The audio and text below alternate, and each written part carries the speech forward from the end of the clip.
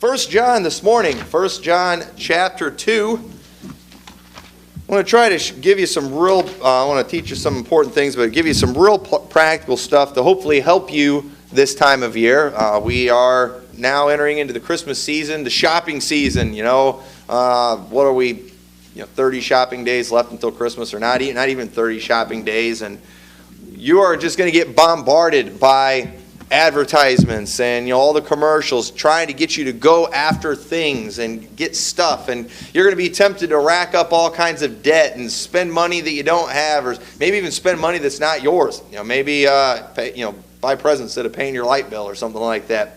And I want to try to help you with some things this morning from the Word of God that will hopefully maybe help keep you under control this time of year, have the right mindset, and keep your behavior in check. But the Bible says in 1 John chapter 2, verse 15, "Love not the world, neither the things that are in the world. If any man love the world, the love of the Father is not in him. For all that is in the world, the lust of the flesh, the lust of the eyes, and the pride of life, is not of the Father, but is of the world. And the world passeth away, and the lust thereof, but he that doeth the will of God abideth forever. Little children, it is the last time. And as ye have heard that Antichrist shall come, even now are there many Antichrists, whereby we know that it is the last time. They went out from us, but they were not of us. For if they had been of us, they would no doubt have continued with us. But they went out that they might be made manifest that they were not all of us. But ye have an unction from the Holy One, and know all things." So I want to point out some things in this passage. First off, notice that, love not the things of the world. And I know what y'all are going to think. Y'all are going to think the same thing I always think anytime I hear somebody preach this. And it's like, wait a minute, maybe there's nothing wrong with liking some things, right? I mean, we all have our things that we like, don't we? I mean, we all have our things we like to collect. Maybe, guys, you've got your things you like to spend money on. Maybe it's cars that you like to spend money on, or guns, or sports memorabilia, or who knows? Ladies, you all have your things that you like. You've all got your trinkets and things. Maybe you like to hang on the wall. Your things that are precious to you, that you care about. That don't look at me like that, because ladies, you all, you're going shopping all them hours for a reason, all right? I mean, it doesn't take long to go buy things. Okay, usually I don't like to shop. I like to go buy. I usually know what I want, and I like to go in. I like to grab it and get out of there. But ladies, they like to shop. They like to look around. Why? Because you're wanting to dream about buying things. Okay, and I do some of that too. I go to Bass Pro Shops, and I look at all the things there that I can't afford. I look at the boats every time I go there. I'll look at these $15,000, $20,000, $30,000 boats that I know I'll never buy, but I sure enjoy looking at them and thinking, man, if we just drove a piece of junk car around, I could let my payment be on this instead, And, so we all do that. And you know what? I don't believe this passage is saying that we are not allowed to like things. We're going to like things, okay? And I don't think, many times in the Bible when we're told not to love something, it means not to put it first or make it the priority in our life. Remember the verse in the Bible where it talks about hating our father and mother? Okay? God's not saying I want you to hate your mom and dad, but he's saying we shouldn't love them before we love God. We ought to love God first, and they are secondary. And when it comes to the things of this world, it's okay with liking things. Go ahead and have your collections. Go ahead and buy your little odds and ends and things that you like to look at. But you should never put those things before God. They should never come before God. They should never come before the things of God. They shouldn't come before the will of God. Those things should always be secondary. Go ahead and do your dreaming. Make your wish list. Write a letter to Santa Claus if it makes you feel better. But you know what? Don't ever get out of the will of God to go for things. That's what he's saying here. We live in a world, and we're during a time when, if we're not careful, there's a lot of things that we can get caught up into loving. We don't see commercials about loving God. We don't see commercials about the things of God. We see commercials for stuff, for things. I remember when I was a kid too. I got sucked in by all the subliminal messages and things. I can't believe how nuts I used to go over cereal toys. Cereal toys were like the biggest thing. And I remember I would beg my parents for certain cereals just because of the toy it had in it. And you know why I wanted that toy? Because of the commercial I saw. And you know how much of a letdown those toys always were? Those toys were always the biggest letdowns. I remember I wanted one of these submarine things one time that, it looked so cool on the commercial what it could do. That thing was the most worthless piece of junk you ever saw. It did not float around underwater like it showed in the commercial. It was absolutely worthless. And I would want those things so much, and I would think about those things. I remember they did a thing in cereal where you can get coins from foreign countries. And most of the coins, if you got lucky, you got one of those. Most of them were these fake, pathetic things, and I wanted those so bad. I had to have them. I remember one time they had Popeye bubble gum in some cereal. I don't remember what kind it was. It had like 5 pieces in there. And man, I wanted that cereal so bad. And I was in kindergarten at the time, and I remember my parents bought that cereal. I knew they were going to get it, and I got all excited. I got home from school, and I went to go tear into that cereal and get that gum, and I couldn't find it. It was not there. You know why? My younger sister had already found it and ate all 5 pieces, and I didn't get any of it. And I was devastated. I'm still mad about that today. It was Popeye gum. It was like green like spinach. I was going to get strong after I ate it. I saw the cartoons. I fell for all that stuff. And you know what? Adults, we still fall for the same things. Okay, we're not tricked by foolish stuff like that. But, we think if we buy those outfits, the people on the commercials, we're going to look just like those people do. We think we're going to look just as happy and, be able to, whatever it is that we get sucked into, we all have a tendency to do that. And you know what? It's okay to enjoy things, but we should never allow ourselves to neglect the things of God so we can get those things. That is loving the things that are in the world. That's what it's talking about. God comes first. Not all lust of the flesh and lust of the eyes is necessarily sin. In Deuteronomy chapter 12, verse 15 and 16, I want to read a passage there. It says, "Notwithstanding thou mayest kill and eat flesh in all thy gates, whatsoever thy soul lusteth after, according to the blessing of the Lord thy God, which he hath given thee. The unclean and the clean may eat thereof, as the roebuck and as the hart. Only ye shall not eat the blood, ye shall pour it out upon the earth as water." God gave him a lot of rules and restrictions when it came to food. But in this case, God told him, whatever your soul lusteth after, you can have. Normally we think of lust as a bad thing, but not all lust of the flesh is bad. You put a juicy T-bone steak in front of me, I'm going to lust after that juicy T-bone steak, especially right now. I'm hungry right now. You put certain food items, we lust after those things, and there's nothing wrong with that. You put certain items in front of us, we lust after them. I was looking at watches this week, and man, have you seen some of these Apple watches and these Samsung watches? I mean, you can talk to people, you can use them as a phone. I mean, that's like so sci-fi. And those things, it's amazing some of the things you can do on those watches. And I was at a Best Buy. I shouldn't go to Best Buy. I was at Best Buy this week. And man, I lust after all kinds of things there.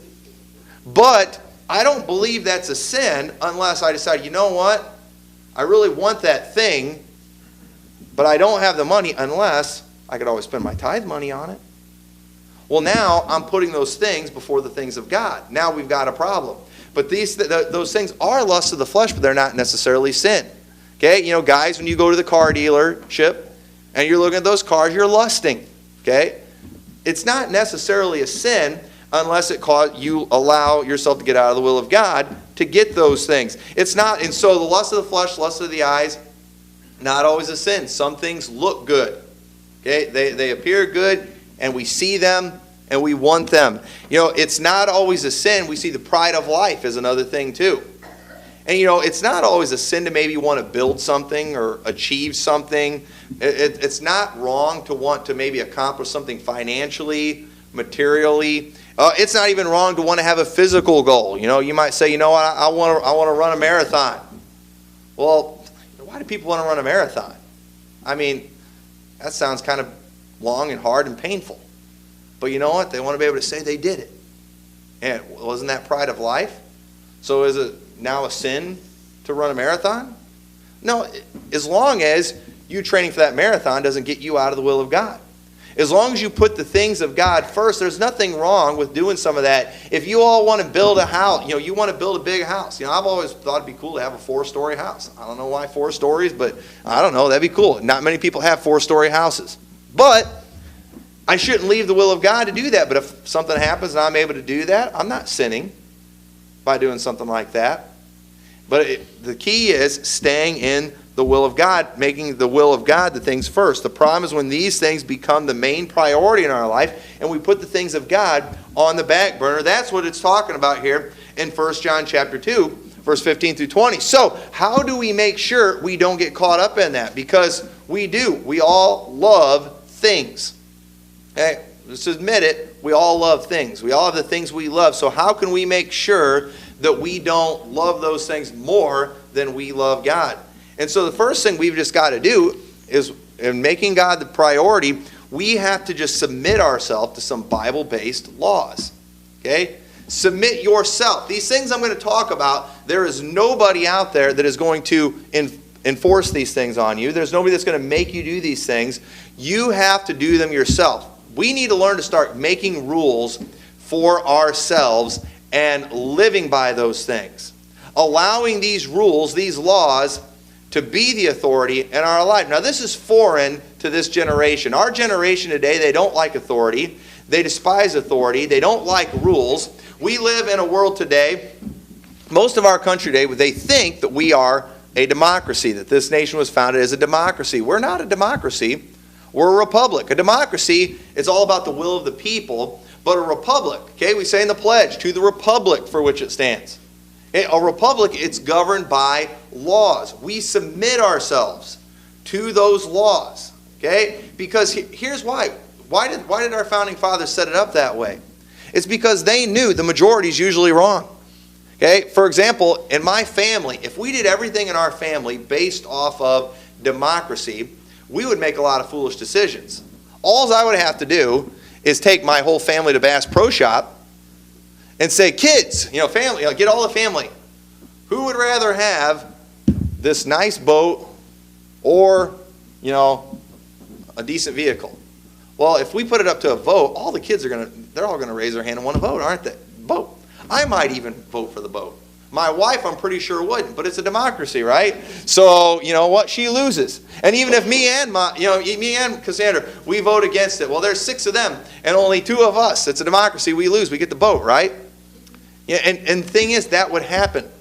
Okay, and not just even in big decisions, even in little decisions, okay? And the little decisions, if it was always up to the majority, we're usually going to get things wrong. In fact, even when it comes to a decision with just me personally, or me and my wife, if it's just a democracy, what we want, we're going to make the decisions a lot of time, especially when it comes to finances. Now, I can preach a whole message on this. I don't want to spend a whole lot of time on this. But when it comes to your home, financially, you need to be a republic, not a democracy. What do I mean by that? Well, first off, you need to learn to make a budget and let it be your boss.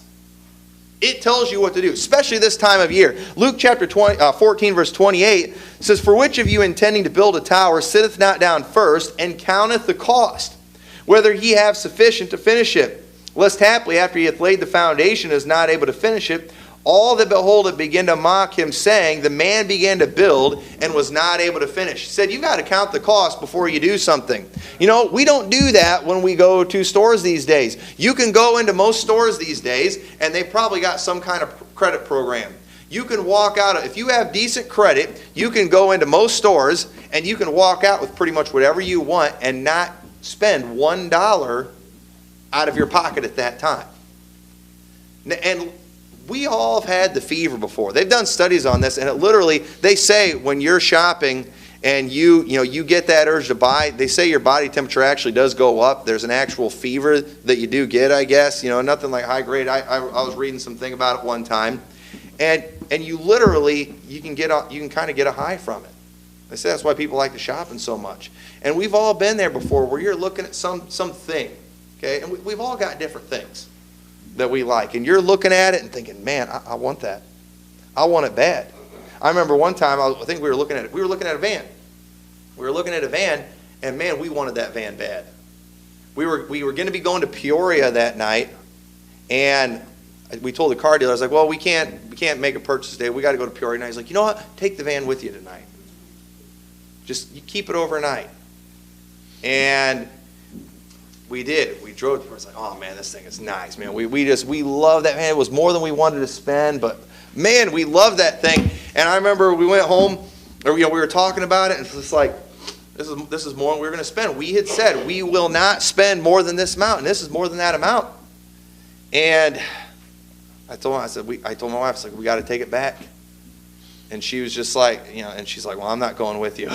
And so she was hoping I was going to come back with that van, even though she had told me we shouldn't get it. And I remember we went back, and I went to the dealer, and I said, yeah, it's more than we want to spend. It's like he's like, well, he's like, and they go through the whole thing. Well, let's talk about this, And he's like, you guys want the van, don't you? Yeah.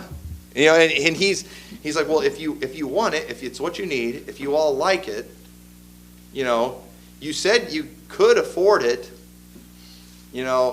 but so what reason is there not to get it? I'm thinking none. Let's do it. But no, we had decided we were not going to spend more than that. And I was really hoping he was going to come down on the price, and he didn't. And I walked away. And I remember I went home too, and my wife, she was like, where's the van? I didn't have it. And finally I was like, you know what? This guy's been calling me a lot. If he calls me one more time, I'm just going to go ahead and do it. And he didn't call me back that next time. And she was mad at me for it for a while. But we had made a rule. We're not going to do it. And we actually followed it. And it was hard. I know how hard this is, but you have to count the cost of things. And things are getting people in trouble because they're not counting the cost. They're not thinking, what about the interest? What if something unforeseen happens? How much am I going to be paying long term for this? I always like, I like to do this stuff. The dealerships, they always want to talk about that one number, but they don't want to talk about the taxes, the insurance, and just all these other things. I got to think about those things. I got to count the cost, and many times we don't do that. We just rush into things, we buy them, we don't think about what it's going to cost. So you know what you got to do? You've just got to make rules for yourself and ahead of time say, we are not breaking this rule. We are not allowed to. It is illegal in our family. It is illegal to spend more than this amount of money without talking about it first, without sleeping on it. Make rules like that. Don't get yourself in trouble with debt. Proverbs 22 verse 7. The rich ruleth over the poor, and the borrower is servant to the lender. Okay, now I don't like that verse. And you know what? I'm preaching to myself right now, but as much as I'm preaching to anybody else. But you know what? We are a servant to the lender.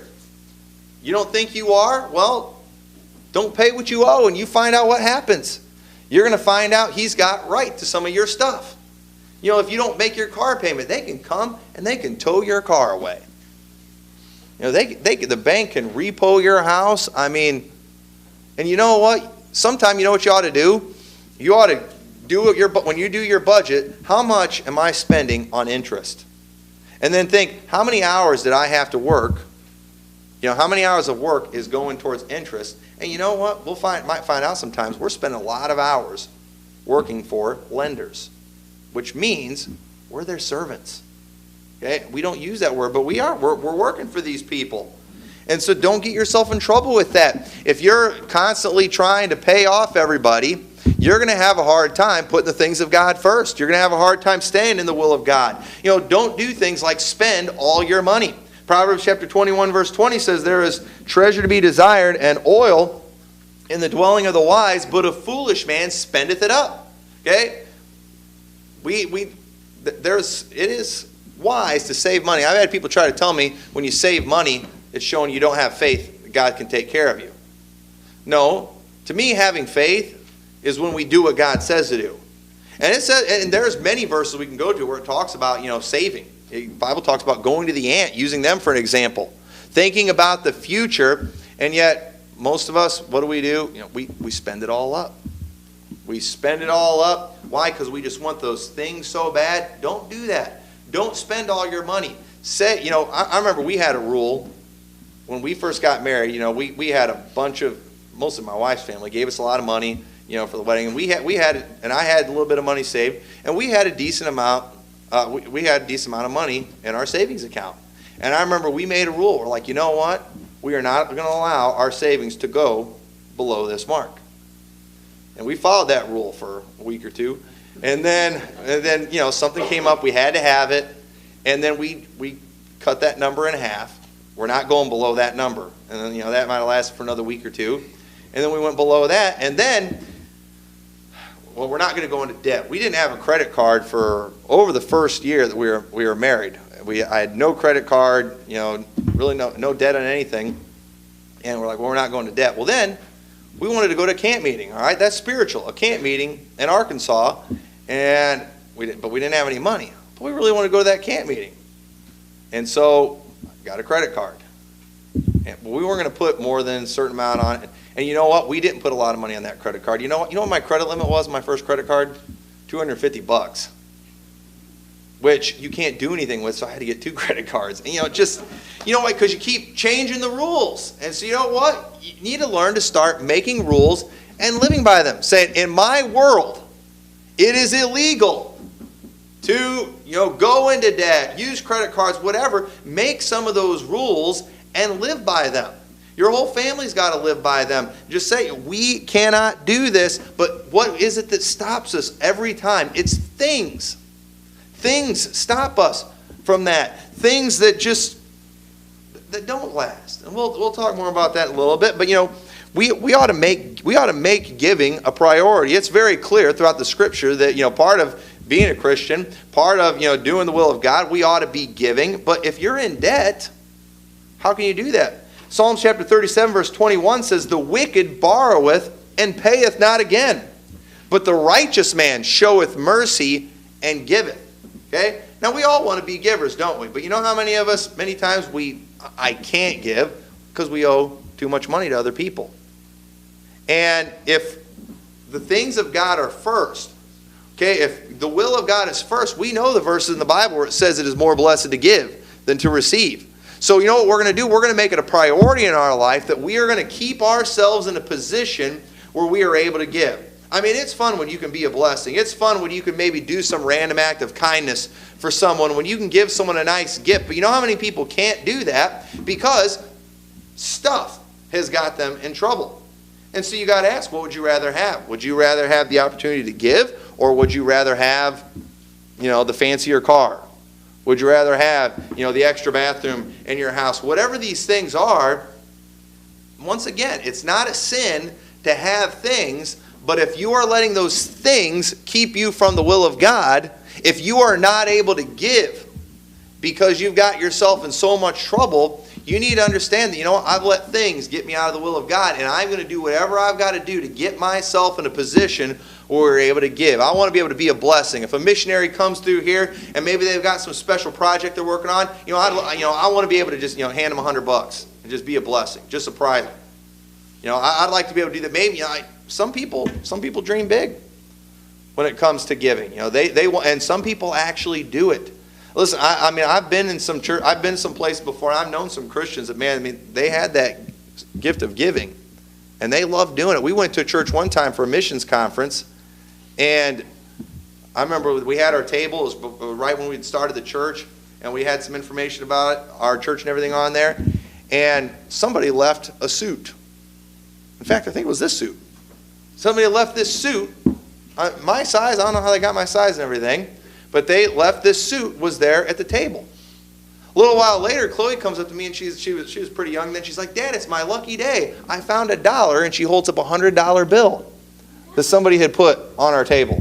It's like, "I'll take that, please." But I mean, it was an amazing thing to see. And the people, there was this church. It was a big church. They had this missions conference every year, and the people in this church, they just loved having missionaries, church planners, stuff come in and just being a blessing to them.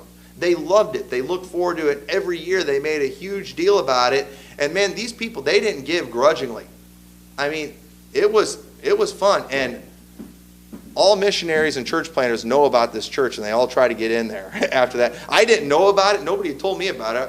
thankfully the pastor had invited me, and somebody told me, oh man, you're going to that one?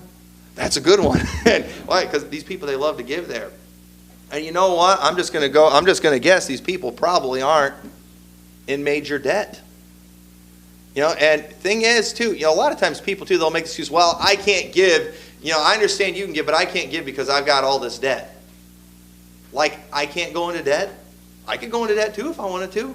I could go max out a bunch of credit cards. I could go see the loan shark there in town, with those quick cash loans they give, the biggest rip-offs in all the world. I could go do that. I could go gamble my money away at the casino. I could be just as stupid as you can. So, stop trying to act like that's an excuse that you can't do that. The reason people aren't able to give is because it wasn't a priority. It wasn't their goal. They got caught up in things. And we all like to blame it on gas and groceries too. Everybody that's ever run up a credit card, they ran it up because of gas and groceries.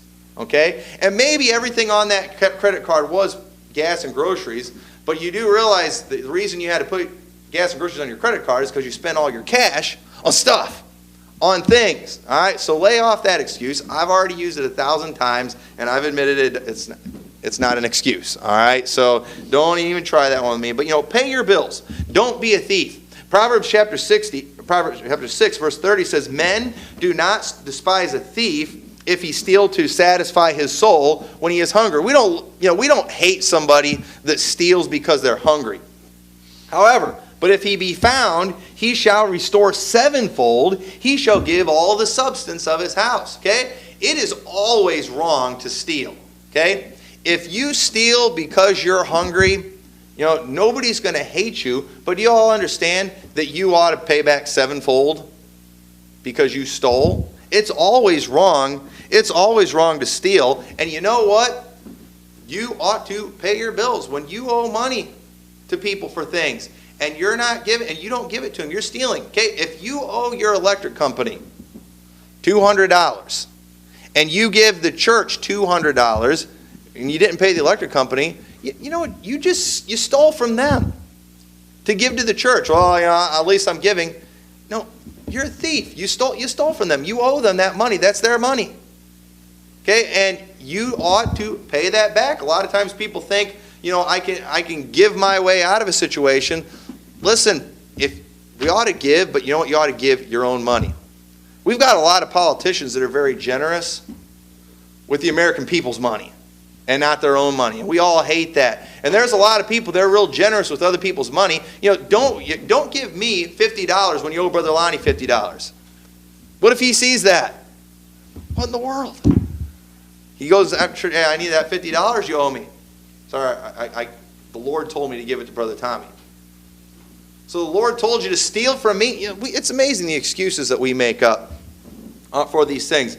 But once again, it's things that cause us to happen. There's so many things in the Bible, principles with money. Proverbs chapter 22, verse 26 says, be not thou one of them that strike hands, or of them that are sureties for debts. If thou hast nothing to pay, why should he take away thy bed from under thee? This is talking about what we call co-signing today. Co-signing loans. Boy, you want to hurt a relationship, you want to get yourself in trouble, go co-sign on a loan with somebody, and you're almost guaranteed to destroy a relationship. And why do we usually do that? Okay, why do we usually? Because they need that thing.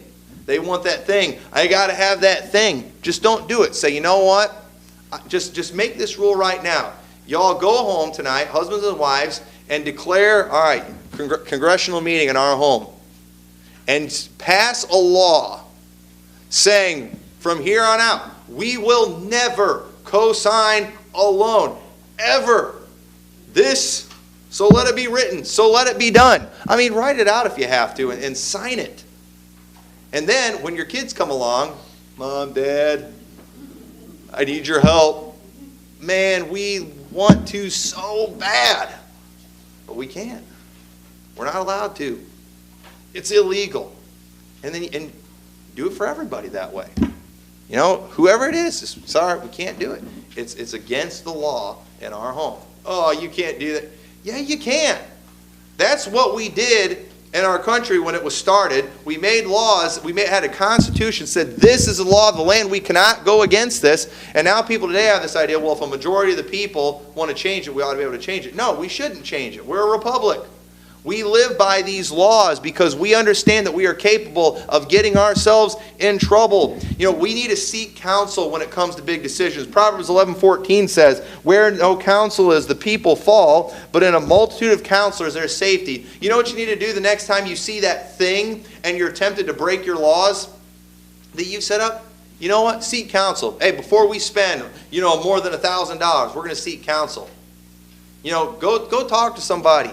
Before you get that vehicle, I bought a van one time. After we didn't buy that one van, we bought another van.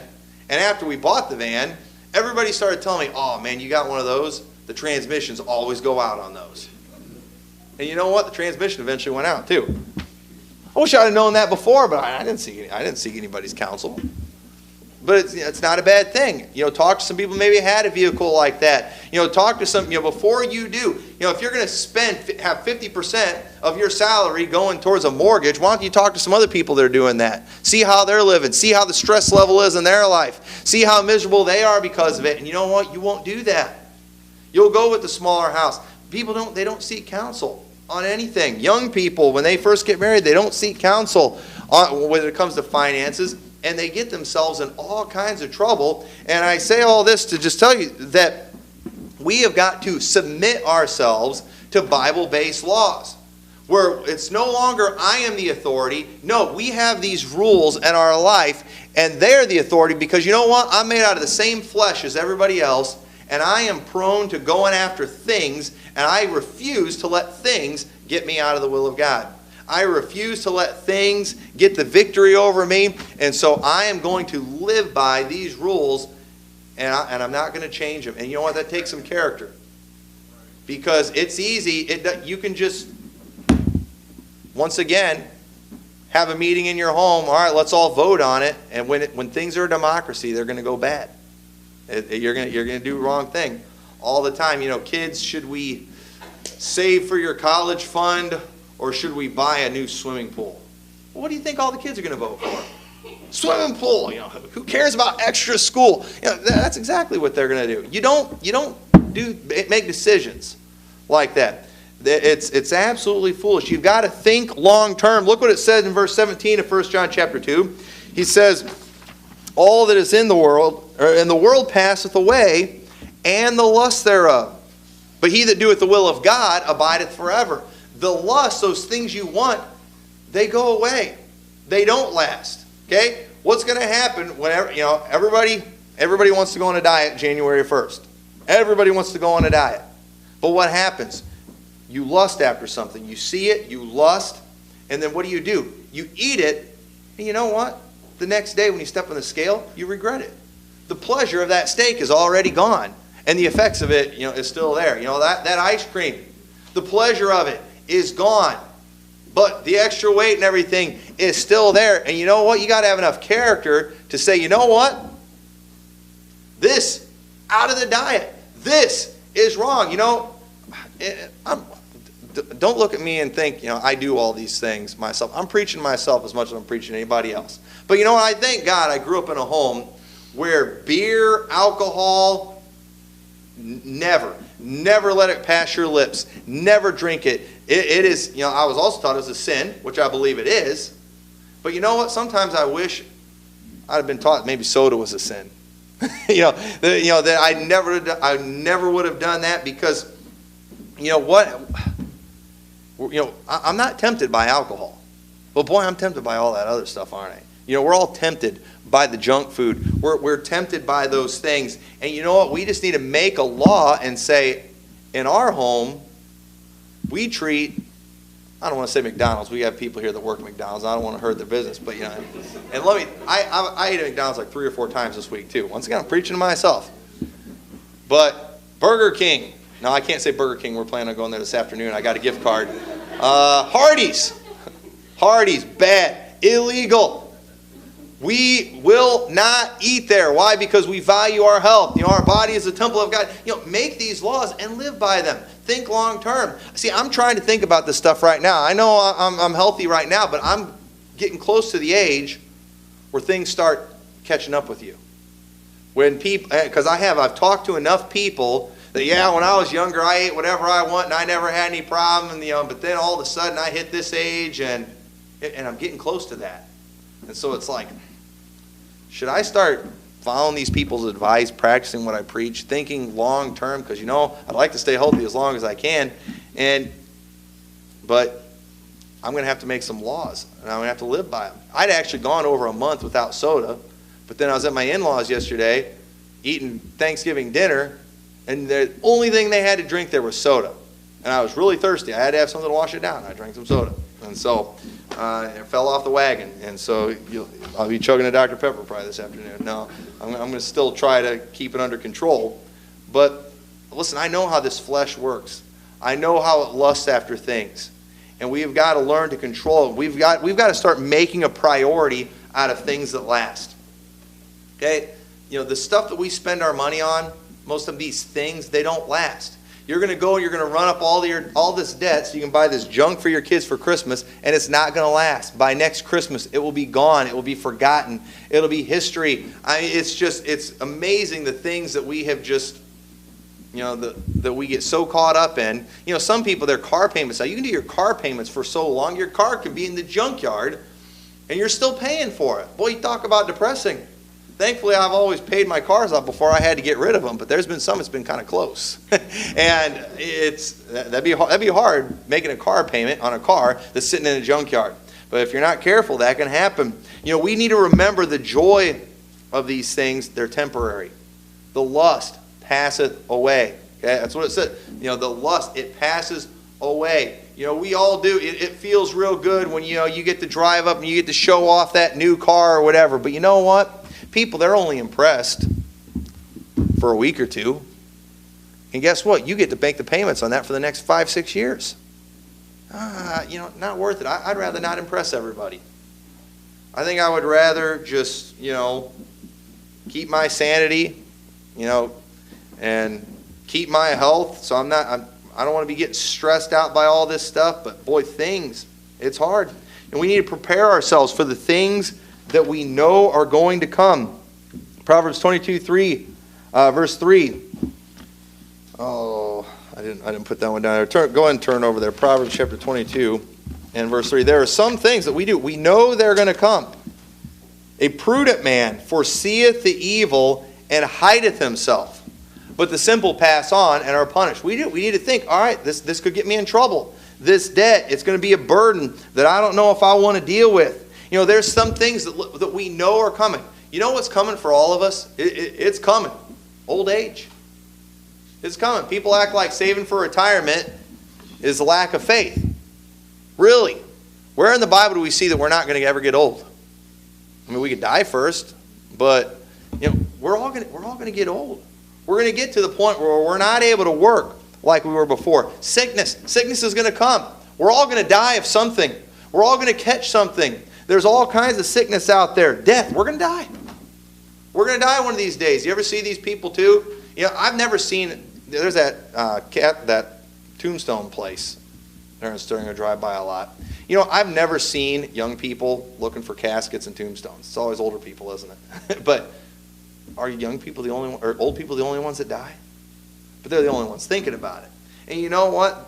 I'm not telling you need to go shop for your casket today if you're in your 20s, all right? But at the same time, we know things like that are going to happen, yet many times things that we know are going to happen, they come, and we were not prepared at all because we were so caught up in things. I think it's a shame when young men, especially when you're married and you have kids and you don't have life insurance. Young dads and husbands die. And then what's going to happen to your wife and kids? Yeah, but life insurance for, I'm only paying like $20-some a month for my life insurance. But if I had that $20-some a month, I could upgrade to to a better phone. Well, I would rather have the crummier phone and know my family's taken care of if I die. Because you know what? Husbands and dads die at young age sometimes. And prepare for these things. How about this? How about Christmas? Christmas is one of the biggest excuses for people going into debt, getting in financial trouble. You know what? Christmas comes every year. Just mark it down. It's going to be next year, December 25th. It's coming. It's coming. Taxes. Okay? Oh, I got into debt because of my taxes. Oh, really? You really thought the IRS was just going to forget about you this year? You really thought the government was going to forget about you? You think now because we got a Republican going into the presidency, they're going to forget about you? No, they're not. Taxes are coming, folks. We know these things. Let's prepare for them. The lust for the things of this world, I believe, are going to be instrumental in bringing about the rise of the Antichrist. We see right after it talks about all this, it starts talking about Antichrist. And what is it that gets us going to politicians more than anything? It's help us financially. We want food, we want things, we want stuff. And you know what? I believe our greed is going to be one of the things that causes us to give power to a man who's going to eventually turn and make this world worse than it's ever been before. And we can't do that. We can't get caught up in things. They will get us out of the will of God. We cannot just decide, not to love things. We've got a purpose that we're going to love God. Amen. You just got to say, you know what? I want to do things for Him. I'm going to seek first the kingdom of God. We can't just decide to avoid possessing the things of the world. We've got to start trying to possess the things of God. Like, I would like to have this thing, but you know what? I'd rather spend more time trying to win people to Christ. That's eternal right there. I'd rather try and lay up some treasures in heaven. I could go work some extra hours. I could have enough money. I could buy something. Or, you know what? I could spend some time serving the Lord. I can spend some time laying up some treasures in heaven. Where your treasure is, there will your heart be also. Lay up your treasure in heaven, and you won't get caught up in that stuff. These things are temporary. Your kids this year at Christmas, they might do a dance for something that you get them. But understand, a year from now, you can throw that thing in the trash, and they won't even bat an eye. Because the lust, it's past. Learn from that. It's the same thing. It's the same thing for us, and we cannot allow things to get us out of the will of God. Things are ruining people. Things are destroying people's lives because they're just getting out of control. You can never spend enough money to make Walmart or Kmart or any of those places happy. They want all your money. And then they want money that you don't have, and they will give you credit. And just, it's making people's lives miserable, and people are not able to do the will of God. There's been people that have sat in this church before who had gotten saved, gotten baptized, and I remember the first time they heard anything about giving, it freaked them out. You know why? Because they were in debt up to their eyeballs. And they got convicted, and it scared them to death because they were in so much trouble. Why? Because of things. Things, they'll ruin you. And so learn from this. Go ahead, have your hobbies. Go ahead, if you expand your gun collection or your whatever it is. Go get that antique car, whatever it is you like. I don't know what ladies like. That stuff's usually boring, But at the same time, don't ever let it get you out of the will of God. Put the things of God first, and that's what it means not to love the world and the things that are in the world. And so, with that, let's all stand.